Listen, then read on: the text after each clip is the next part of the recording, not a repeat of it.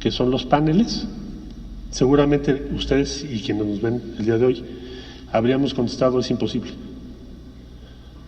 Entonces, el día de hoy estamos en la entrada en vigor de un tratado que significa una apuesta para el desarrollo futuro de México basado en salarios competitivos y en que el trabajo gane, basado en mecanismos que no se habían aplicado para resolver controversias o diferencias entre los dos países, los paneles. Y como ya lo dijo aquí la Secretaria de Economía, basado en la certidumbre sobre el largo plazo para México. Entonces es un hecho mayor y por eso estamos hoy aquí. Y por eso el señor presidente de la República, en llamada con el presidente Donald Trump, llamada que ustedes recordarán se hizo con motivo de la pandemia para solicitar a Estados Unidos su respaldo para poder acceder al mercado de ventiladores en ese momento muy, muy difícil. Le comentó al presidente Donald Trump: en la visión de México esto es un logro mayor. Quiere decir algo muy significativo para nuestros países, más allá de nuestros gobiernos. Y por lo tanto sería bueno, sería importante procurar encontrarnos con motivo de la entrada en vigor del tratado. Es una nueva etapa en la relación entre los tres países, por lo que acabo de explicar. Y lo mismo hizo, misma referencia hizo con el primer ministro Trudeau, en ese caso no proponiéndole un encuentro en presencia, porque el 1 de julio, como ya dije, hoy es la fecha nacional del Canadá, pero sí algún tipo de celebración, conmemoración, si es que se llevase a cabo el día de hoy. Bueno, pues esa fue la propuesta de México por la visión que acabo de decir. México ha sido un promotor importante de lo que hoy nos congrega, de esta entrada en vigor de un tratado que nos da certidumbre en las próximas décadas. Y pensamos, y piensa el presidente López Obrador, que vale la pena promoverlo, consolidarlo, expandirlo, porque vamos a vivir un mundo, y lo estamos viviendo no solo por el COVID, que es de suyo ya un reto muy grande, sino por la incertidumbre y las tensiones que estamos viendo en el mundo. Es un mundo diferente, cada vez muy, muy distinto a lo que habíamos pensado hace unos años. Hoy hay tensiones comerciales muy serias, hay competencias muy fuertes, nuevas, más difíciles de resolver. También por eso México propuso a Jesús Seade, que tuvo mucho que ver con lograr lo que hoy conmemoramos, celebramos, este nuevo tratado, para la Organización Mundial del Comercio, porque en el mundo tenemos un problema mayúsculo. Es más, ni siquiera estamos de acuerdo en cómo ponernos de acuerdo cuando hay diferencias. Bueno, entonces, ha sido esa la posición de México, va a seguir siéndola. Ese es el interés estratégico.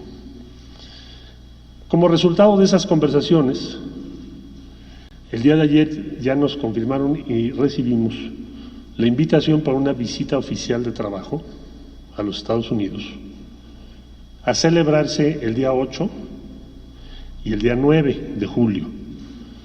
El programa y sus detalles, desde luego, los daremos a conocer en cuanto los tengamos ya terminados, pero la esencia de esta visita responde a lo que hoy estamos presenciando, que es la entrada en vigor de ese tratado. Hay desde luego muchos temas, con Estados Unidos siempre los habrá, y también con Canadá. El día 8 en la tarde será la agenda de trabajo de carácter bilateral, es decir, reunión de trabajo, encuentro del presidente Donald Trump y el presidente Andrés Manuel López Obrador, conversaciones sobre varios temas, y el día 9 por la mañana lo que tiene que ver con la agenda trilateral. Les vamos a estar informando los detalles de esto. ¿Qué se pretende? ¿Cuál es el objetivo entonces, para concluir, de esa visita? ¿Es una visita para qué? Primero, porque tenemos que subrayar para todas y todos, inversionistas, instituciones financieras, pero también para el ámbito internacional en general, que haya un compromiso en Norteamérica para fortalecer el comercio, la inversión y el bienestar, subrayo el bienestar, entre México, Estados Unidos y Canadá. Y un mensaje muy importante para todas y todos nosotros.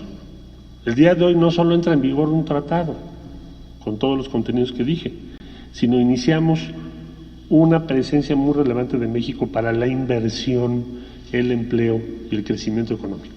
Ese es el objetivo. Para eso va el señor presidente a los Estados Unidos y por eso habló con ambos mandatarios, el presidente Trump y el primer ministro Trudeau, y por eso vamos a estar en esta visita oficial de trabajo.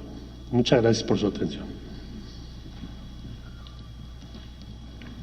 Muy bien, pues yo solo también agradecer a todo el equipo de la Secretaría de Economía y de la Secretaría de Relaciones Exteriores por el trabajo que se realizó.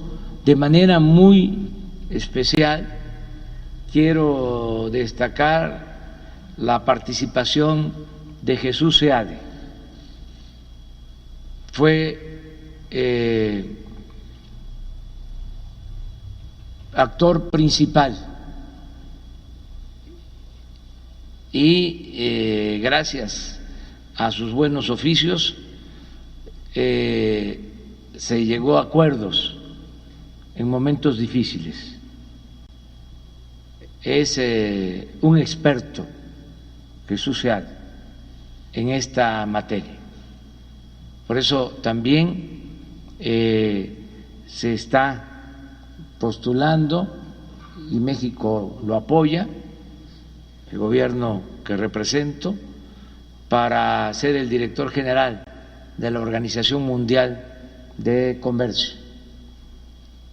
Muchas gracias a Jesús por su apoyo. Bueno, entramos ya a la sesión de preguntas, de respuestas. Tenemos una lista de ayer. Berenice Telles.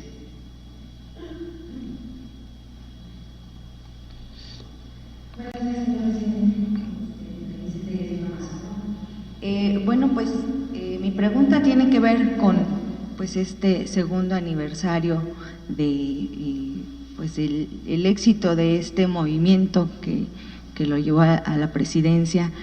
Y bueno, si me permiten, es un poquito larga mi pregunta, pero bueno, hace 2 años de su gobierno, por un lado, en una evaluación general, por un lado se encuentra un panorama adverso en contexto de una pandemia, donde bueno, pues hay grupos políticos, empresariales, hasta delincuenciales que se resisten a esta transformación.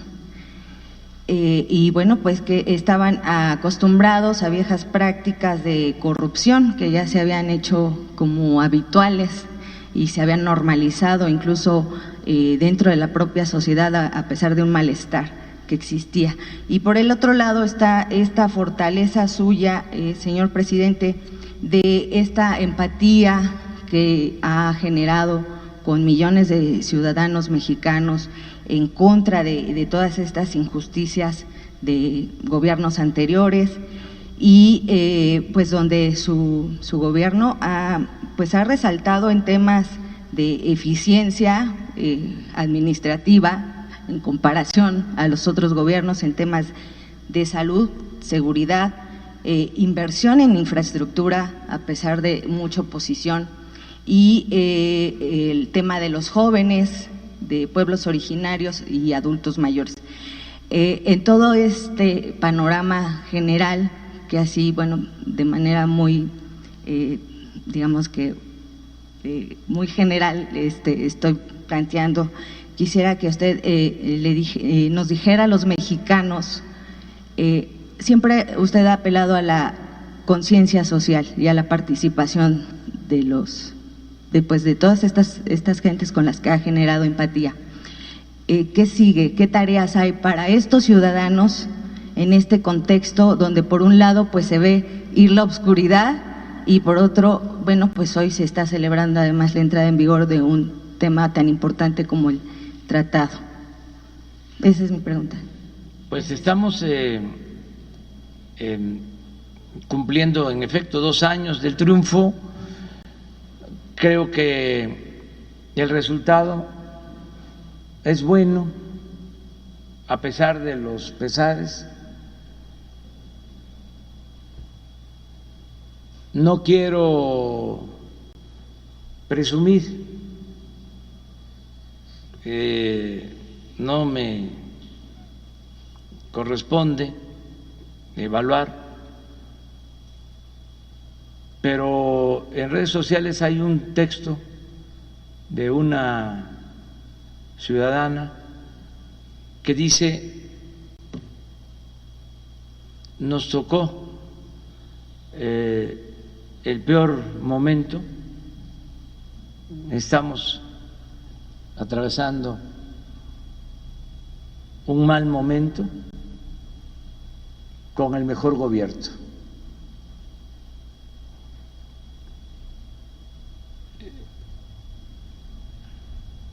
Eso es lo que muchos piensan.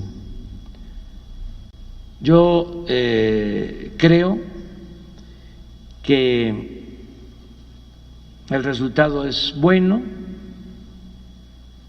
Las mismas encuestas de los medios, no las que nosotros mandamos a hacer, porque ya eso se terminó, nos están favoreciendo. Tenemos más aprobación que el porcentaje de votos que obtuvimos hace 2 años, más reconocimiento del pueblo, y eso es lo más importante, el apoyo de los ciudadanos. Hoy también, después de informar, voy a agradecer el que me estén refrendando la confianza millones de mexicanos y reiterar el compromiso de no traicionar al pueblo, de no fallarle al pueblo de México. Acerca de el futuro, del porvenir, creo que nos va a ir bien, estoy optimista. Ayer lo comentaba, siento que ya pasó lo peor, tanto por la pandemia como por la crisis económica, que ya se ve que la pandemia está perdiendo fuerza. Hay datos, elementos para sostenerlo. Así lo han dado a conocer los médicos, los especialistas, que están constantemente informando. Y en lo económico, lo mismo. Ya tocamos fondo. Les decía yo que el peor mes para la economía fue abril. Desde luego, mayo también fue un mes difícil. El mes de junio, pero con menos efectos negativos para la economía nacional y para la economía de la gente, para la economía popular. Y espero que a partir de hoy, julio, agosto, septiembre, octubre, noviembre, diciembre, el semestre que sigue sea de recuperación. todavía en el trimestre abril, mayo, junio se va a reflejar la caída, esto porque se van a dar a conocer resultados por el INEGI sobre crecimiento económico, sobre todo, y se va a registrar ahí la caída de la economía, pero vamos hacia arriba, vamos saliendo. También estoy muy satisfecho porque hemos protegido frente a estas calamidades, tanto de la pandemia como de la crisis económica, a la población más pobre, a los más débiles. Hemos destinado presupuesto como nunca a apoyar a los de abajo. Y esto ha ayudado a temperar, a que no se sienta tan fuerte la crisis económica. Hoy mismo estamos iniciando la dispersión de cerca de 50,000 millones de pesos para entregar de manera anticipada pensiones por 4 meses a más de 8 millones de adultos mayores y a cerca de 800,000 niñas y niños con discapacidad. Y vamos a seguir apoyando. Entonces, es bueno el balance, pero me gustaría que nos acompañaran, que escucharan el informe, que vieran el informe a las 5 de la tarde. Como estamos ya en temporada de lluvia, no lo vamos a hacer en el patio, lo vamos a hacer en el recinto en el que se aprobó la Constitución Liberal de 1857, en ese recinto histórico, también para que no haya preocupación.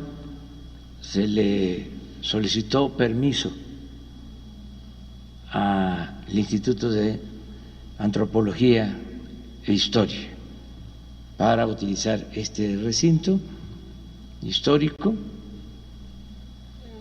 Vamos a guardar también la sana distancia, no se va a saturar.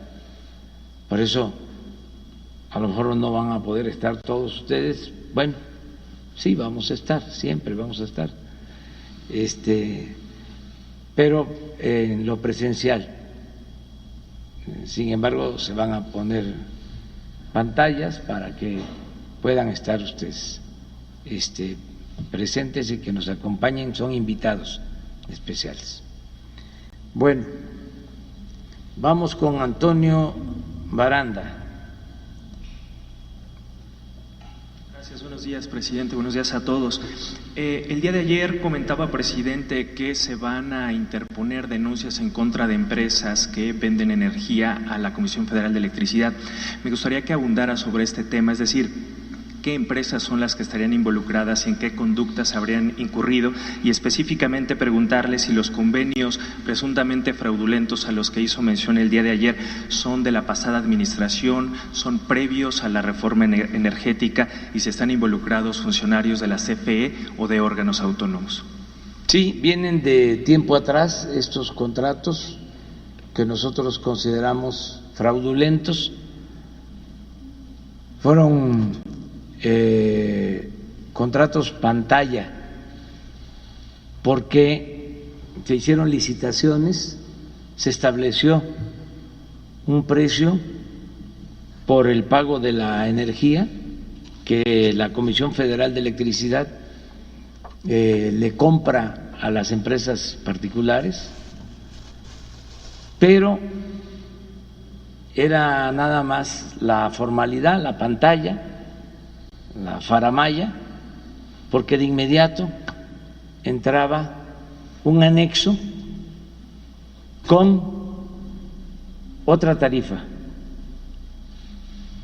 en la que se le tenía que pagar más a las empresas particulares, la mayoría empresas extranjeras y destacadamente empresas españolas.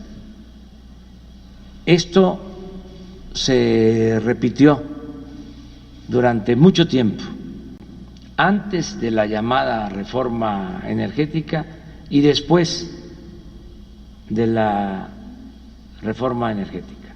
Entonces, a todas luces se trata de un fraude a la hacienda pública y se están preparando las denuncias para proceder en contra de los responsables que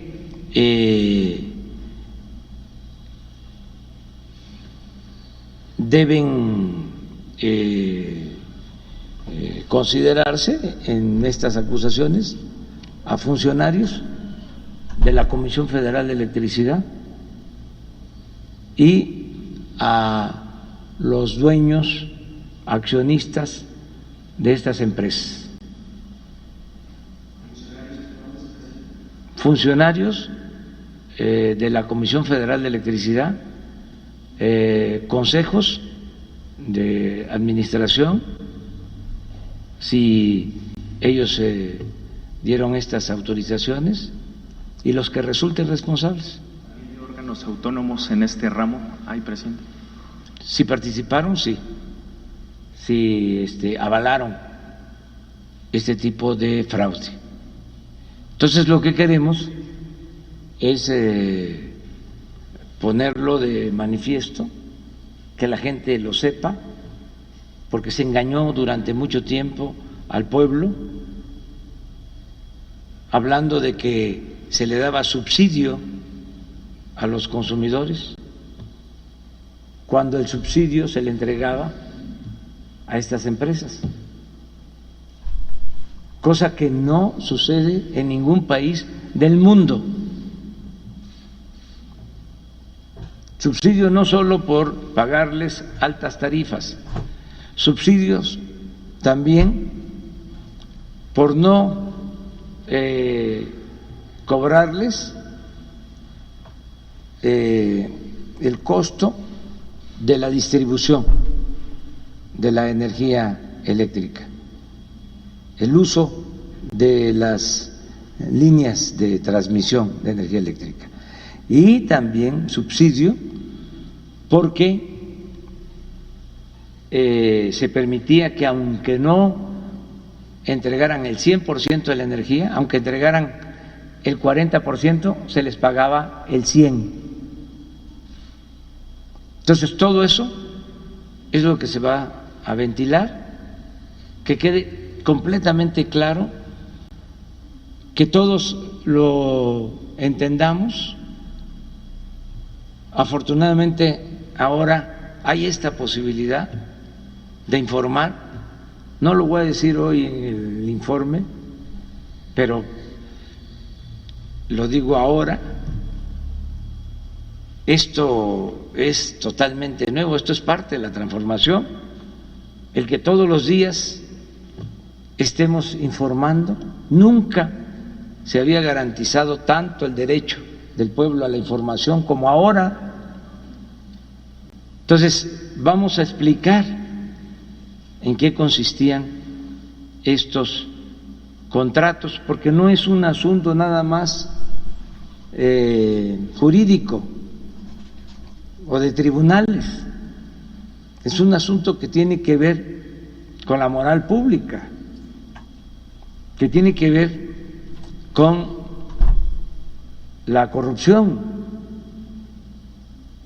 y que no podemos nosotros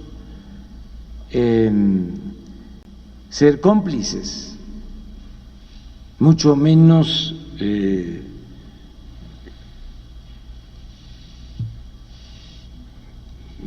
tapar estas irregularidades, por decirlo suavemente. Entonces, explicarlo bien importa mucho para que nunca más se vuelvan a repetir estos atracos. Yo siempre he sostenido que la justicia no solo es castigar a los responsables, sino siempre procurar prevenir y así evitar en el futuro la repetición.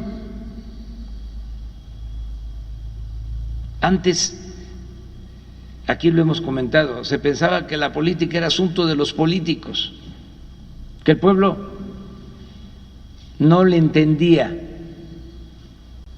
más durante el periodo neoliberal, que elevaron a rango supremo la economía. Que decían, eso es muy complejo, eso es muy difícil de entender, como si fuese la gran ciencia. ¿Cómo no lo vamos a entender todos? Si cada ciudadano es un economista, sobre todo, imagínense lo importante de las mujeres economistas que tienen que administrar el escaso presupuesto familiar. Muy buenas economistas, millones de economistas, las familias mexicanas. Entonces, vamos a explicar eso, porque antes era para el círculo rojo, nada más. El pueblo no tenía acceso. Entonces, sí vamos a presentar las denuncias, se están elaborando, porque tenemos que fundamentarlas bien. Y si me permite un segundo tema, presidente, el día de ayer el fiscal general decía que en el estado de Guanajuato se vive un infierno de violencia y anunciaba una investigación en contra del fiscal del estado por el último operativo en el que fueron detenidos familiares de un presunto capo integrantes del cártel de Santa Rosa de Lima. Desde su punto de vista, ¿se vive en el estado de Guanajuato este infierno de violencia que hace mención el fiscal? Y si considera que es conveniente que se investigue al fiscal estatal. El gobernador de Guanajuato ha señalado en las últimas horas que le ha preguntado a usted directamente si tiene algún problema con el fiscal del estado y que usted le dijo en corto que no lo tiene. Por eso mi pregunta, si considera que es conveniente que se investigue a este fiscal y eventualmente fuera. Es que no es un asunto personal, es que están mal las cosas en Guanajuato en cuanto a la impartición de justicia. Y sobre todo impera la violencia en el Estado. Yo les he comentado que de todos los homicidios que se cometen en el país, del 15 al 18% se llevan a cabo en Guanajuato. Es un asunto completamente atípico. Son muchos homicidios. Ayer les voy a mostrar, es de los días con menos homicidios en el país. Claro, han habido días más bajos en homicidios, afortunadamente. Pero aún ayer, que fueron pocos, o estuvo abajo de la media el número de homicidios. Primer lugar, Guanajuato. A ver, pongan. Esto es lo que está pasando.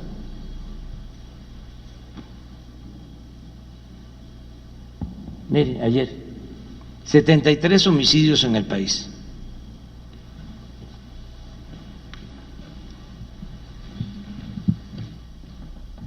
Siete estados sin homicidios.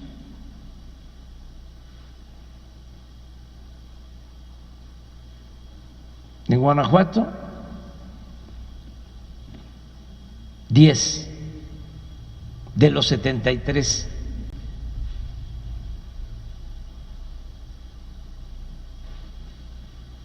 %.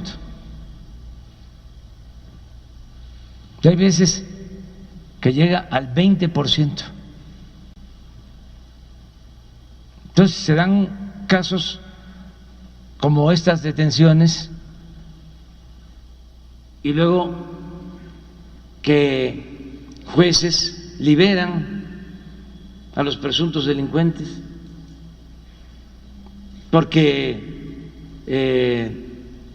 tardó en llegar la orden de cateo o tardó en llegar la orden de aprehensión, y eso da motivo, pretexto para liberar a presuntos delincuentes.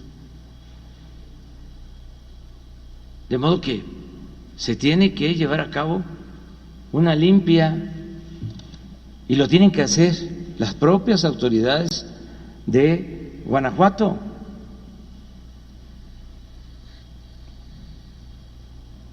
Porque no está bien.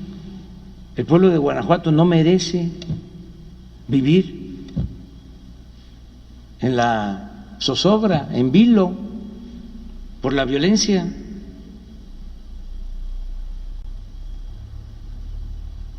Tendrá que alcanzar al procurador y al secretario de Seguridad. Eso lo tienen que decidir ellos. Pero una autoridad que lleva 12 años en el cargo y que tiene estos resultados, es como si no me aprobaran como presidente y yo alegara de que me eligieron hasta el 24 y me quedo campante cuando la gente no me respalda. ¿Dónde está la democracia? ¿No es el pueblo el que manda?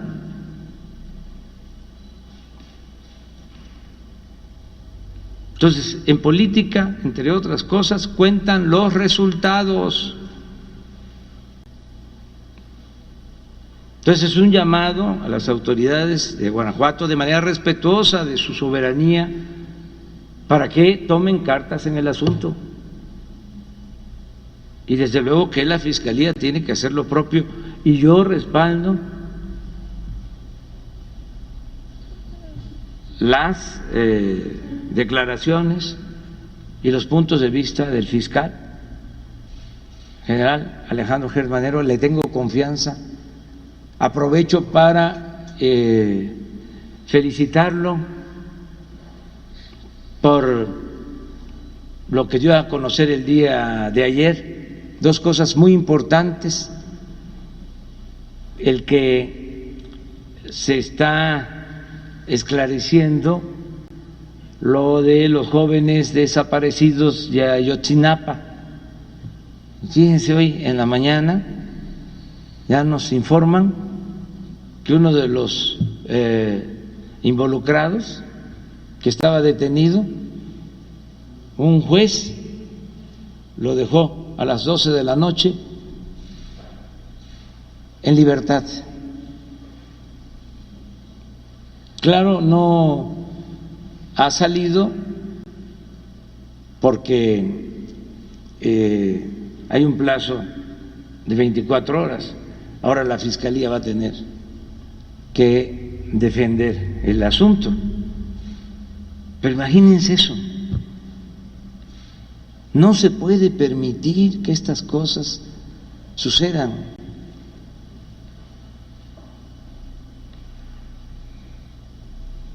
¿Qué alegan siempre?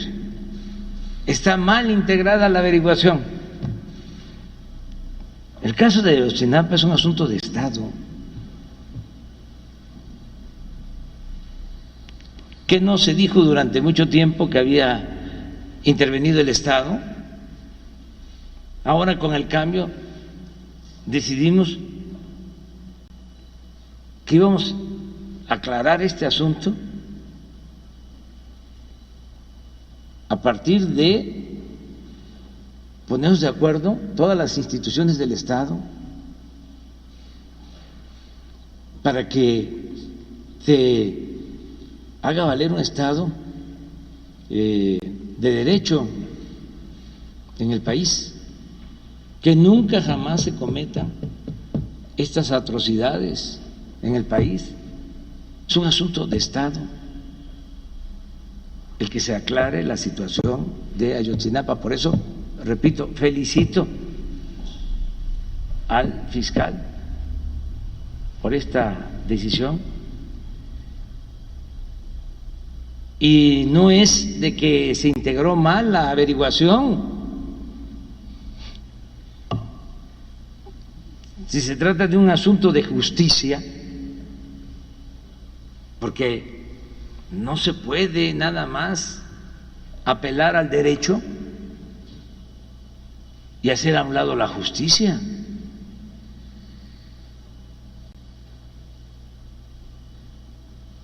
¿Qué opciones hay si está mal integrada la averiguación? Pues que el impartidor de justicia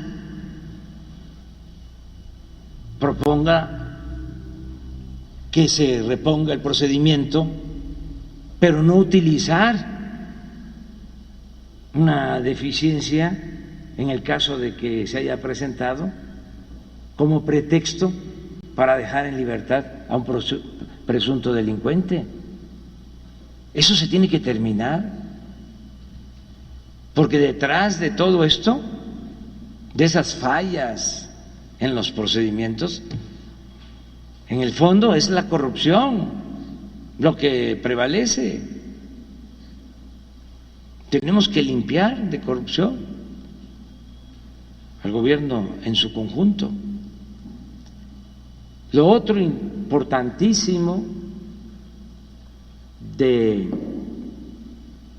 el día de ayer es el anuncio de que acepta la extradición el señor Lozoya y que está dispuesto, según las palabras del fiscal, a dar a conocer todo lo que sucedió con relación a los sobornos de Odebrecht, todo el dinero que se repartió. Eso no lo dijo él, el fiscal, eso lo digo yo.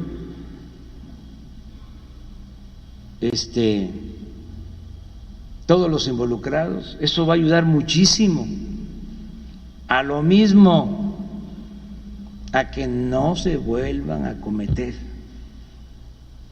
esos actos de corrupción, a ir limpiando de corrupción el país, purificando la vida pública. Entonces son momentos estelares. Estamos en el terreno de lo inédito, de algo nunca visto. Entonces, qué bien que con hechos se está demostrando que no hay corrupción y no hay impunidad. Entonces, esto aplica para todos, delincuencia común, delincuencia organizada y delincuencia de cuello blanco. Presidente, si me permite, dos temas más adicionales. Uno, si hay posibilidad de un reforzamiento de las fuerzas federales en el estado de Guanajuato por este escenario de violencia que se vive ahí, y si el canciller nos pudiera comentar si en esta agenda trilateral del segundo día de la visita de trabajo del presidente podría participar el primer ministro de Canadá. Sí, estamos apoyándonos en las Fuerzas Armadas para garantizar la paz en Guanajuato. Pero hay un asunto muy complejo porque se dejó crecer, está muy arraigado. Hubo tolerancia durante mucho tiempo. Por eso, cada vez que se quiere detener a alguien, hay incluso movilización de personas. Hay una red de base, una base de personas que ayudan. Aprovecho para llamarlos a que no continúen con esas actividades, porque se tiene información de que hay nóminas en donde se paga. Entonces, antes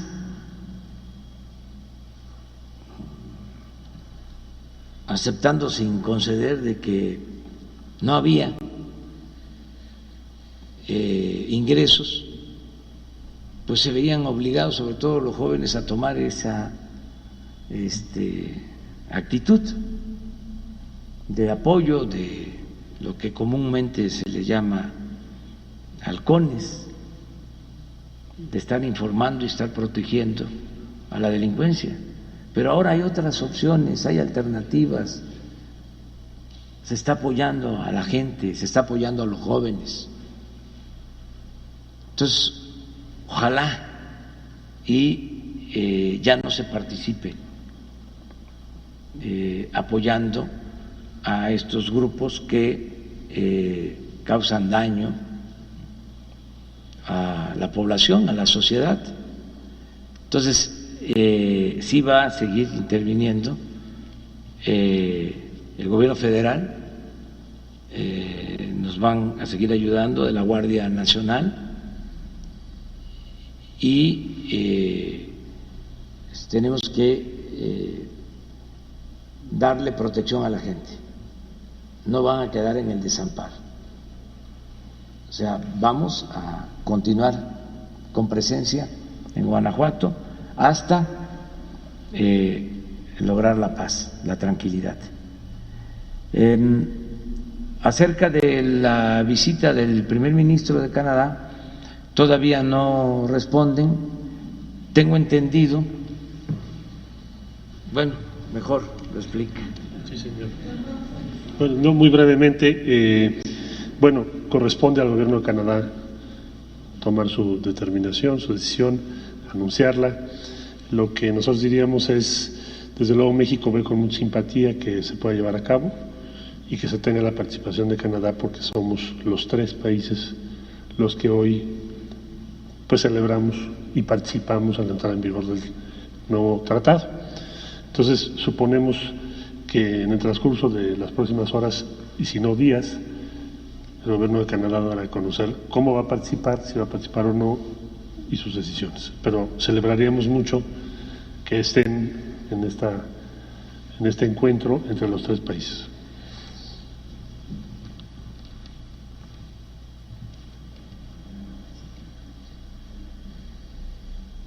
Sharon Monterrubio. Gracias, buenos días. De Canal 14 del SPR. Primero sobre Ayotzinapa, ¿hasta dónde llegó la mentira histórica? y qué implicaciones políticas tiene que Emilio Lozoya, el exdirector de Pemex, finalmente haya aceptado ser extraditado. Y otra pregunta, de acuerdo a la encuesta telefónica de ocupación y empleo, el trabajo informal alcanzó 51.8% de la población activa. Considera más bien que es suficiente los apoyos que otorga el gobierno, y cuáles serían los perfiles que están pendientes por atender, además de qué manera el TEMEC apoya en la situación de mejorar los empleos. Sí, en el caso de la cuestión económica, de lo que preguntaste al final,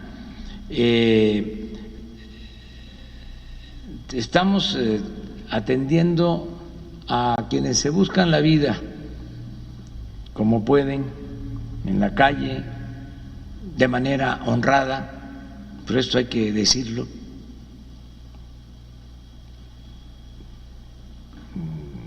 Gente trabajadora, gente honesta, que tienen necesidad.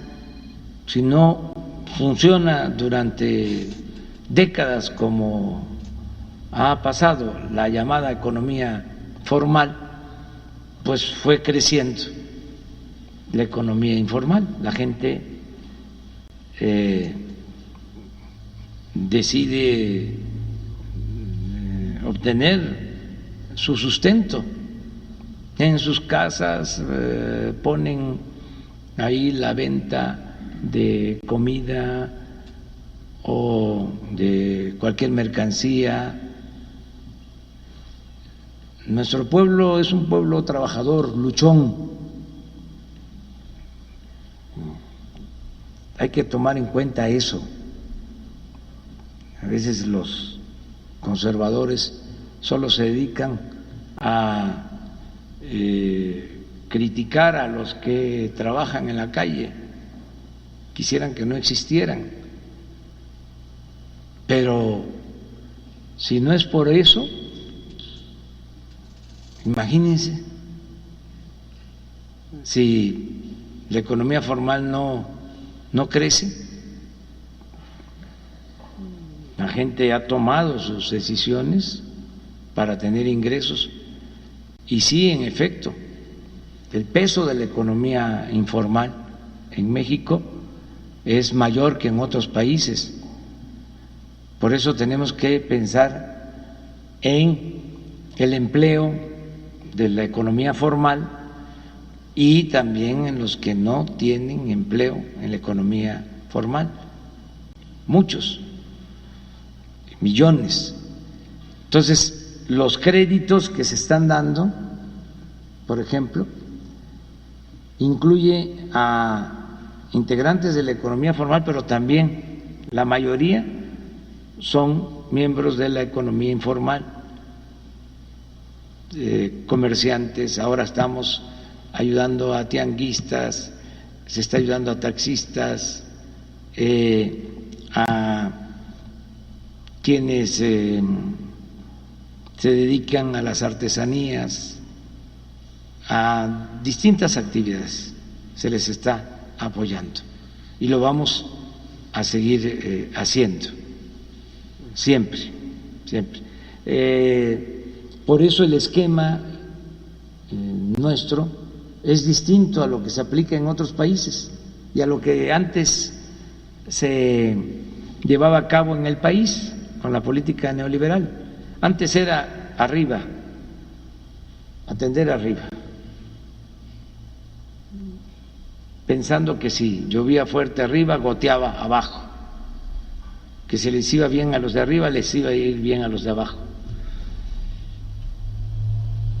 Y aún haciendo eso en el sector formal, porque partía de eso, de atender solo el sector formal, pues se quedaba afuera la mayoría de los trabajadores o un porcentaje considerable de trabajadores de la economía informal. Esa es otra de las bondades del método que se está aplicando de atender de abajo hacia arriba, porque se abarca a todos. Yo puedo decirles que en la base de la pirámide poblacional, los de más abajo son los que tienen más programas de apoyo, de bienestar, a los que les estamos dirigiendo el mayor número de programas de bienestar. Entonces, quisiéramos ayudarlos más, pero son nuestras posibilidades. O sea, hacemos lo posible también para no endeudarnos, para no generar un daño mayor, porque si no sería un círculo vicioso. Fíjense, si con esta crisis pedimos créditos, se endeuda el país, ¿qué pasa? Pues ya en el futuro tendríamos que destinar más dinero del presupuesto a pagar intereses de la deuda. Y si tenemos que pagar más intereses de deuda, se reduce el presupuesto que podemos destinar de manera directa al bienestar de la gente. Entonces, lo que estamos haciendo es liberar fondos con austeridad, no permitiendo la corrupción, y esto nos está funcionando, pero siempre vamos a buscar ayudar de abajo hacia arriba. Sharon, ¿tu otra pregunta?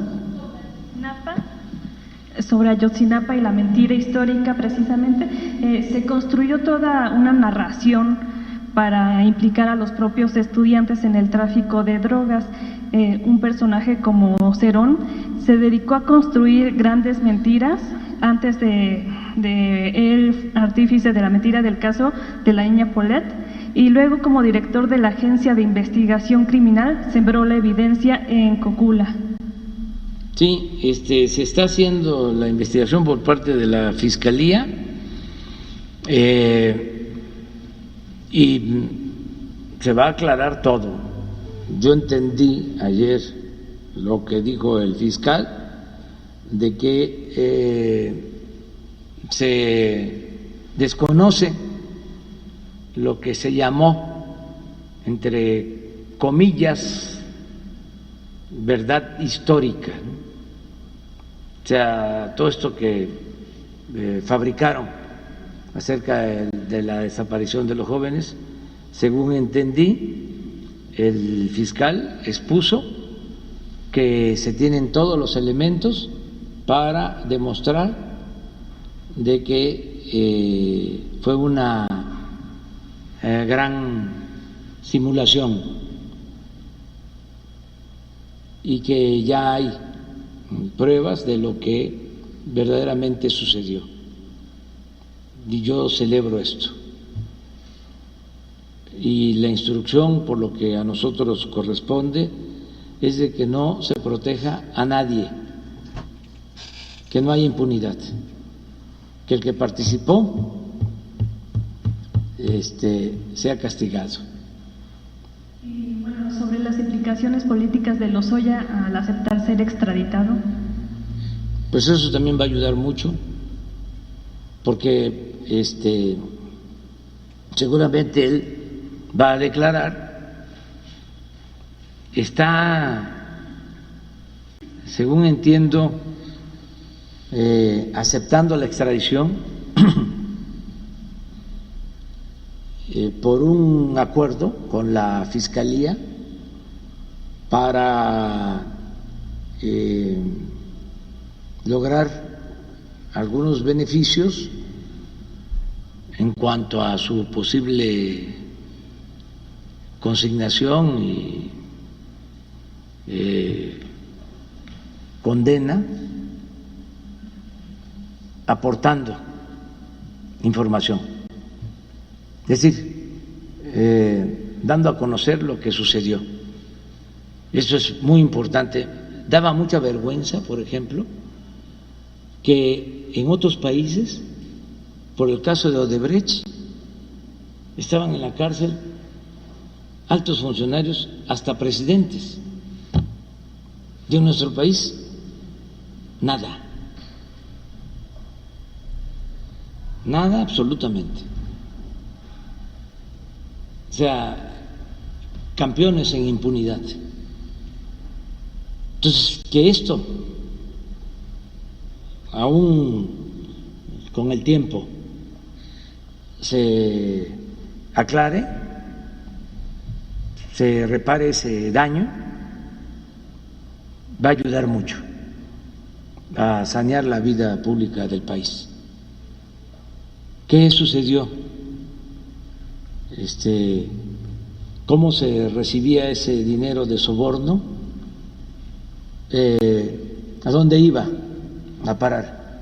¿Quiénes participaron? Ayer el fiscal habló un poco de que habían personas relevantes. ¿Cómo dijo al final? ¿No tienes la declaración? Porque es un lenguaje así, no como el que usamos aquí en la mañana, más técnico, sí, físico.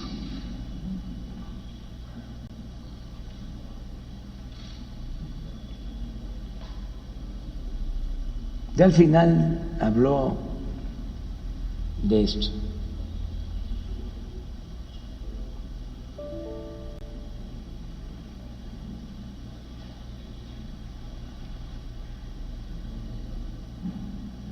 Hace 10 años no podíamos hacer esto, ¿eh? No se podía. ¿O sí? Ya hace 10. No, todavía no. Sí. Nos desesperamos de que, ¿cómo decimos? Está muy lento el internet.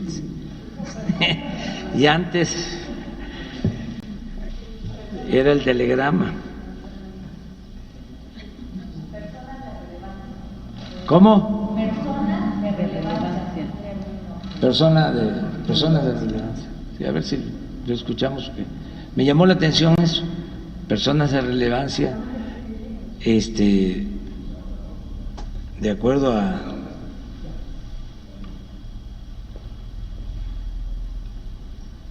una vez que esta etapa se haya cumplido, se iniciarán de inmediato las diligencias procedentes para esclarecer las responsabilidades de todos los involucrados y sus beneficiarios de los delitos ya señalados, incluyendo personas de relevancia.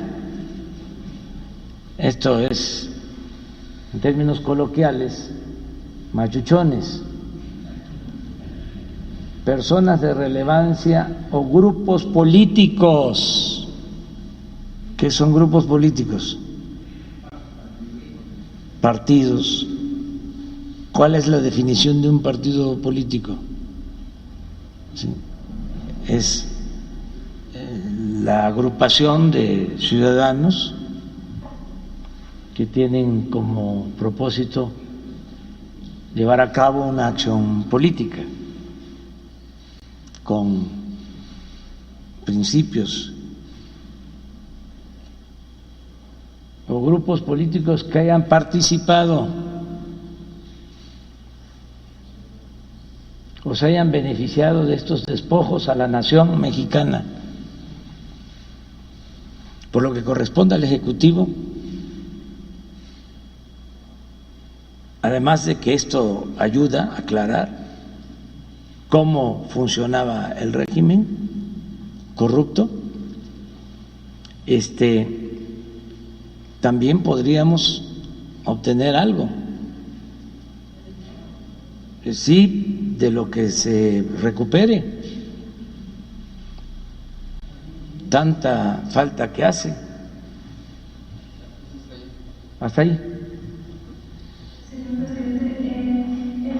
El escándalo de Odebrecht afectó a 12 países y a 5 presidentes y expresidentes de América Latina. ¿Considera que el caso puede llegar a involucrar al expresidente Peña Nieto? No tengo elementos, eso va a corresponder a la Fiscalía y de las investigaciones que se realicen, pero sí va a ser interesante el proceso. Gracias. Muy bien, entonces vamos con Urbano.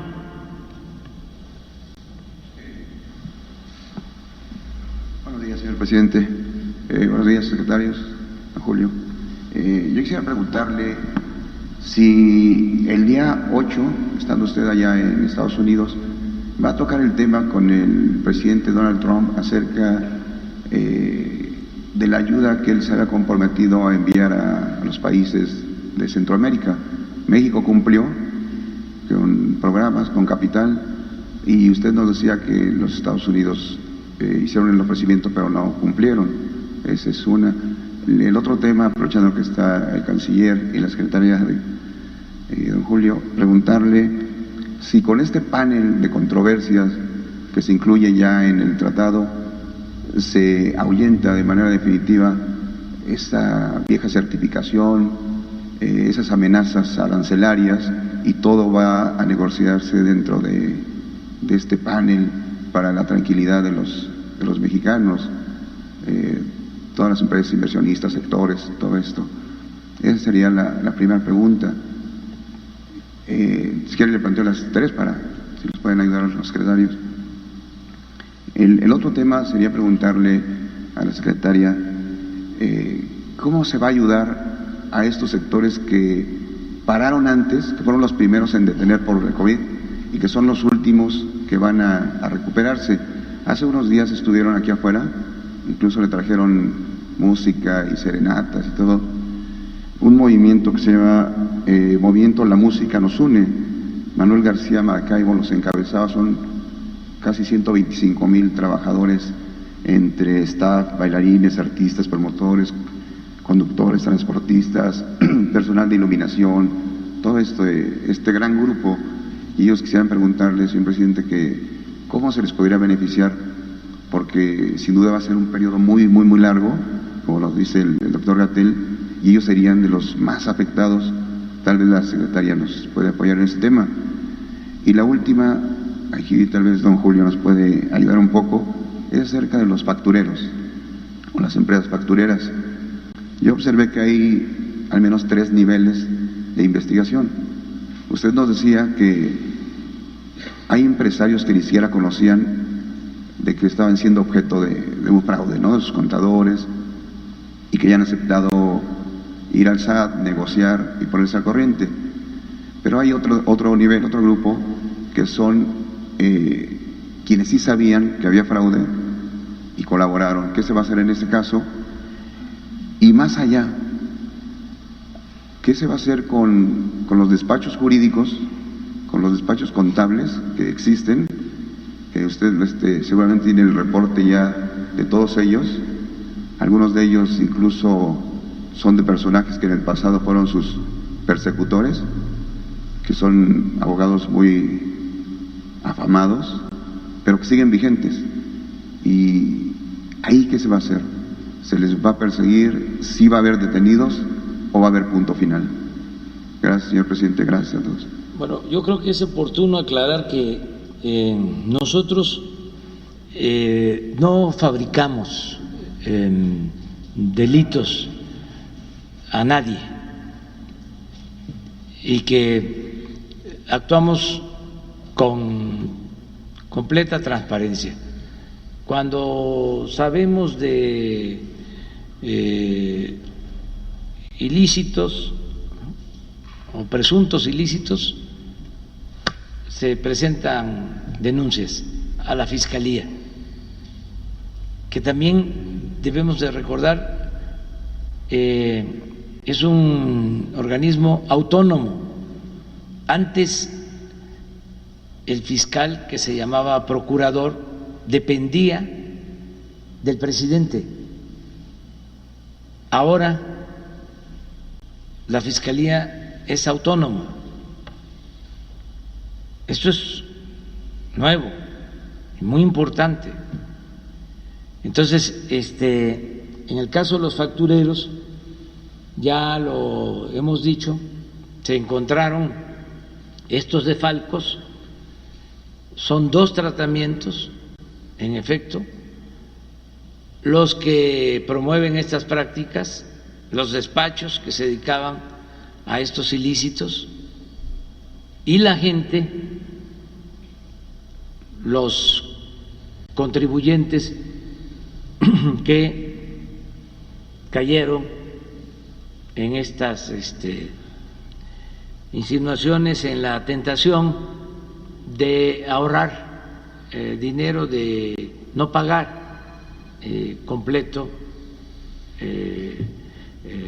las contribuciones o los impuestos.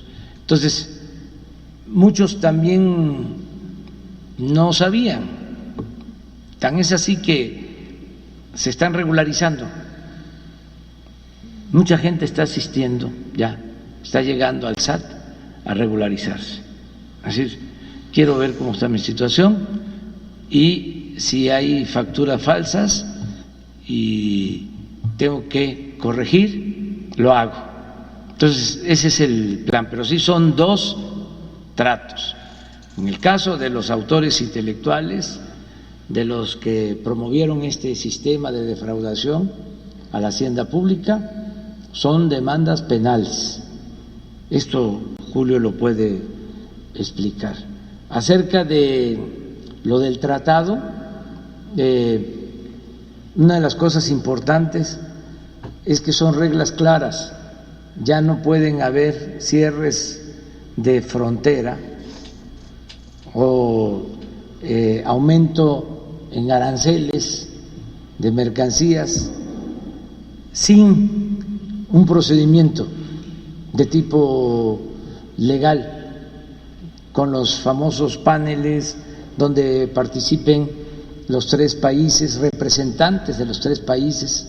Entonces esto nos da mucha certidumbre, incluso hasta para las cuestiones laborales. No es que venga una inspección y no se está cumpliendo con la ley laboral del país, o hay maltrato a los trabajadores y de inmediato se cierra esa empresa o se cierra toda la rama productiva, no solo de la empresa, sino de toda una actividad productiva, por ejemplo, la industria de autopartes. Si es una empresa de autopartes, toda la industria de autopartes se le impide seguir exportando. No, es un procedimiento en donde se tienen que aportar pruebas, intervienen los 3 países. Entonces, sí es un avance lo del tratado, pero las 2 cosas las explican tanto Julio como Graciela.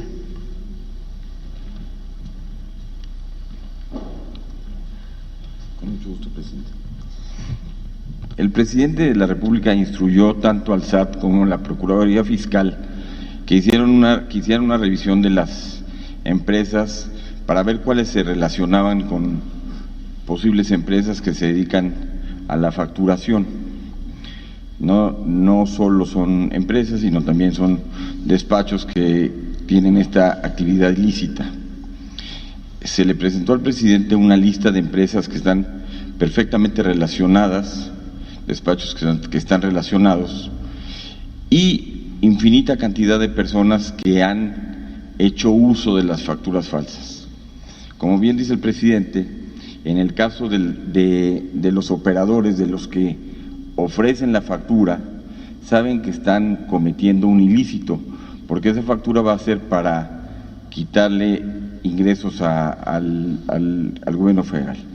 Entonces se determinó presentar denuncias penales, ya se presentaron 5 denuncias penales en contra de los factureros, y a las personas que de buena voluntad utilizaron sin saberlo las facturas y que quieran regularizarse, se les invitó y se les está invitando a que pasen al SAT, que cubran sus impuestos, y como los convenios que tiene el SAT muchas veces, se van a regularizar sin llegar ni al crédito fiscal ni a la denuncia penal.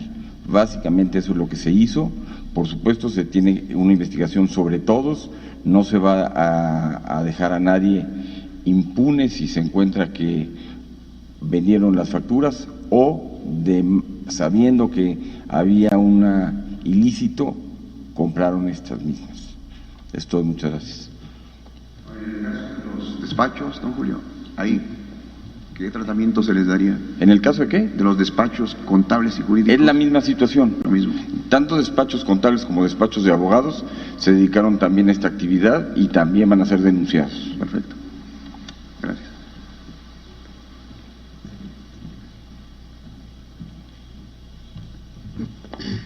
Gracias por su pregunta respecto a las medidas unilaterales que pueden tomar algunos de nuestros socios.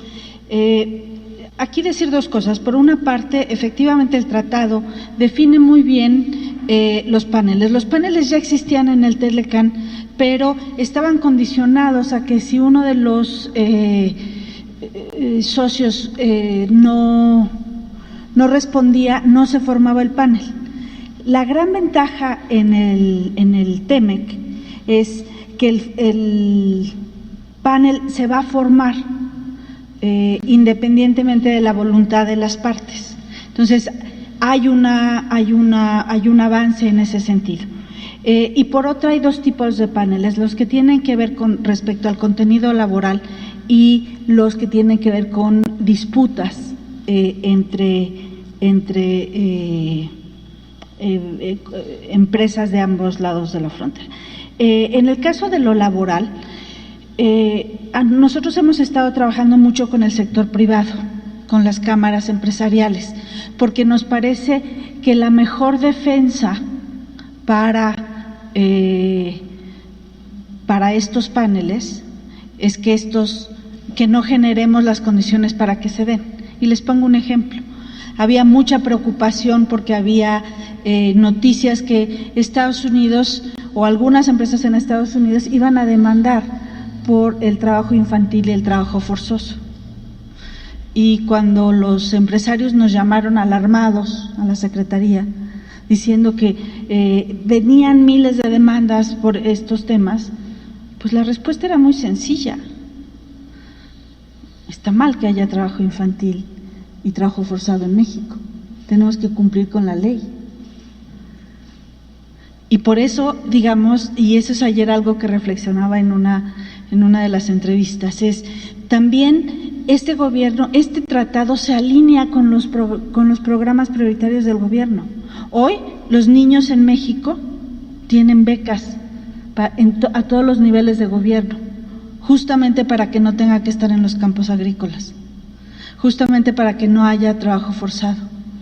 Entonces, lo mejor que podemos hacer para nuestra estrategia en los paneles es prevenir que haya democracia sindical. Pero eso es algo que este gobierno iba a impulsar con el TEMEC o sin el TEMEC. Que se respeten los derechos de los trabajadores. Pues imaginen un gobierno que no quiera que se respeten los derechos de los trabajadores. Bueno, este gobierno está decidido, y el trabajo conjunto que hemos hecho con la secretaria alcalde en el sentido de avanzar y poner en vigor todo lo dispuesto por la Ley Federal del Trabajo. Entonces, creemos que hemos estado haciendo ese trabajo, que hemos estado trabajando muy fuerte hemos hecho talleres, hemos dado a conocer el contenido laboral del tratado, justamente para que las empresas estén preparadas. Y si se forma el panel, pues responderemos conforme a los tiempos. Está muy normado. Tiene que haber una demanda en Estados Unidos, tiene que aprobarse como tal la demanda en instancias de Estados Unidos o de Canadá y nos llega a nosotros la demanda. Tenemos 5 días para responder y después se inicia la formación del panel y el dictamen. Es cierto que estos paneles van a ser más cortos que otros, estos estamos estimando que duren aproximadamente 6 meses. Y como decía el señor presidente, un fallo negativo, si lo hubiera, no va a afectar a toda la rama productiva, no va a afectar a todo el país, va a afectar a la empresa involucrada. Pero lo mejor es que trabajemos con esa empresa involucrada y lo mejor es la señal que mandamos para la inversión extranjera que viene al país. En México se respetan los derechos laborales. Gracias. Y ya dando la tercera, acerca de los recursos, señor presidente, que no se enviaron a Centroamérica y que México sí cumplió, ¿va a tocar el tema usted? Vamos a tratar básicamente lo relacionado con el tratado, pero vamos a conversar seguramente de otros temas. Y ya ustedes conocen cuáles son nuestras posturas en todos los campos, pero consideramos que es muy importante lo del tratado, que es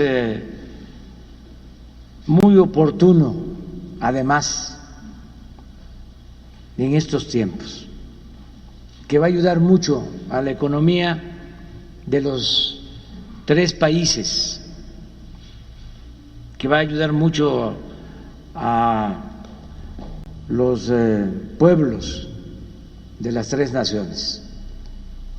Entonces, desde el crack,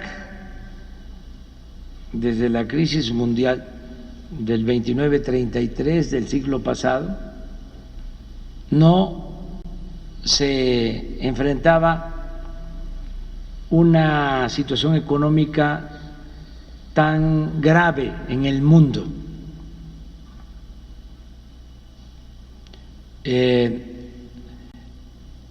Y el que entre en vigor este tratado, que nos pongamos de acuerdo para fortalecer las economías de América del Norte,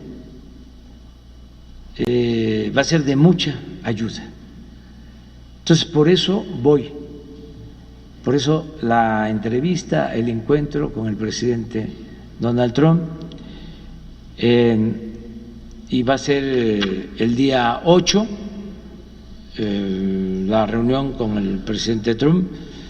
Si decide, y ese es un asunto, desde luego, de su incumbencia, porque es un país libre, soberano, si decide el primer ministro Trudeau asistir, va a ser para nosotros algo mejor, o sea, porque es un acuerdo de los 3 países, pero cada país tiene sus propias decisiones o toma sus propias decisiones en las circunstancias en que se presenten estos asuntos, ¿no? En lo económico, en lo social, en lo político, todo eso influye, porque aunque es una reunión de trabajo, ¿sí?, pues no deja de ser una reunión política, porque pues hay que entender que todas las relaciones entre gobiernos son relaciones políticas. Yo hablaba que nosotros nos guiamos, nos ceñimos a lo que está establecido en nuestra Constitución política, porque como ha habido tanta distorsión sobre la palabra, el término, el concepto de política, se piensa que es algo corriente. Y la política es un noble oficio, es tan importante y tan limpia que ni los más sucios políticos han podido mancharla. Entonces a veces se dice, yo no soy político,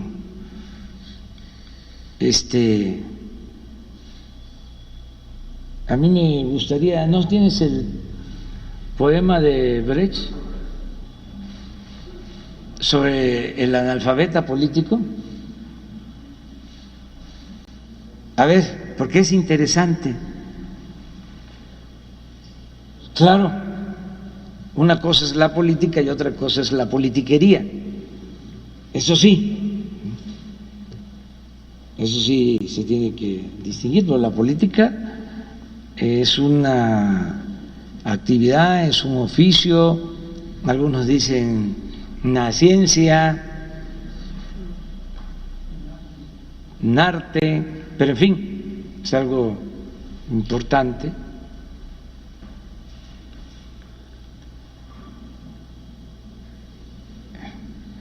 Y ya les, ¿sí? Ahora te toca a ti.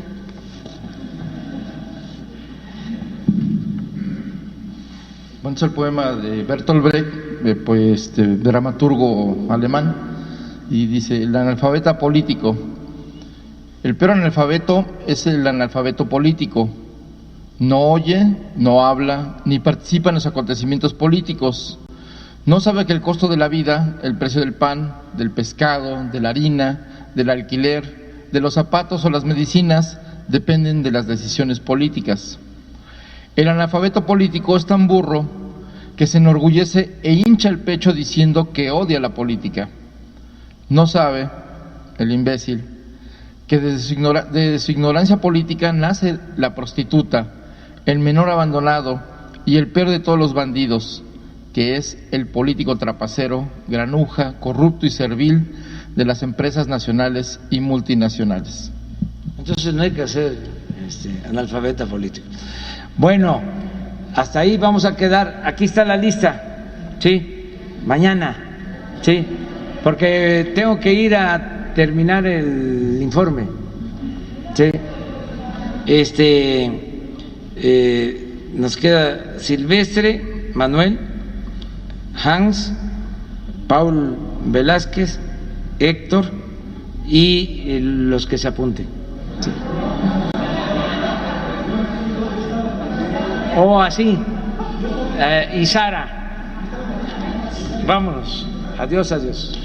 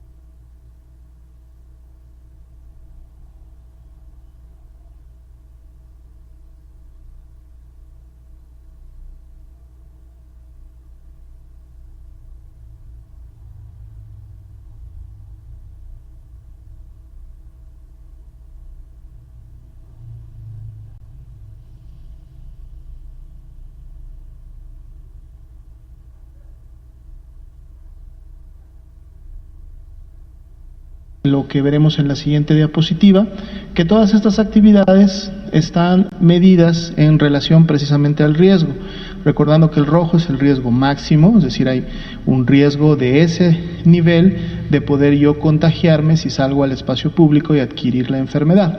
Nivel alto naranja, lo mismo, es un nivel alto, no es el máximo, pero también hay un riesgo implícito de poder contagiarme en el caso de que salga a realizar actividades. Por eso las actividades están pensadas en estos niveles de aforo, de proporción, ¿no?, de restricción, para que entonces pueda haber o empezar a haber un equilibrio entre el resguardo domiciliario que debemos de tener para evitar un contagio, pero también el poder estar regresando paulatinamente y en la medida del riesgo que se mide para una semana a las actividades pues sociales, laborales y en un futuro también podrán ser académicas. Esto lo hemos estado presentando todos los días. Veamos la siguiente diapositiva, tiene ese mismo objetivo y vamos a estar repasando estas actividades día con día para tener claridad de lo que podemos hacer. Veamos la siguiente diapositiva, que es el panorama internacional. Hemos visto que la pandemia activa las últimas semanas ha representado una quinta parte de este total de casos confirmados, de estos más de 10.185.000 personas, y que además está concentrada en la región de las Américas. 57.8% es la cifra para el corte del día de hoy. Es una cifra que se ha inclusive incrementado un poco en relación a los últimos días. Veamos rápidamente los números en México actualizados